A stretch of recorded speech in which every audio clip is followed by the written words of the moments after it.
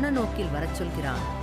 தவறுக்கு கூலியாக நகை, பணம் தருகிறான் என்றனர்.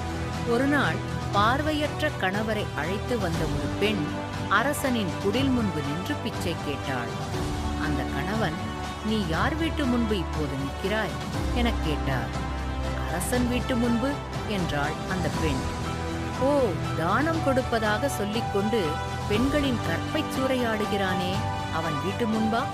என்றார் அந்த பார்வையற்றவர். அந்த பெண் அவரது வாயை பொத்தினாள். "அன்பரே, என் கற்பின் சக்தியால் நான் முக்காலத்தையும் உணர்ந்தவள் என்பதை நீங்கள் அறிவீர்கள். இந்த மன்னன் ஒரு மகரிஷிக்கு குதிரை சாணத்தை கொடுத்தான். அது நரகத்தில் மலையளவாக குவிந்து இவன் உண்ணுவதற்காக தயாரானது. அவ்விஷயம் இவனுக்கு தெரிய வரவே இவன் கன்னியருக்கு தர்மம் செய்து நற்போதனைகளை செய்தான். ஆனால் இவனைப் பற்றி தவறாக பேச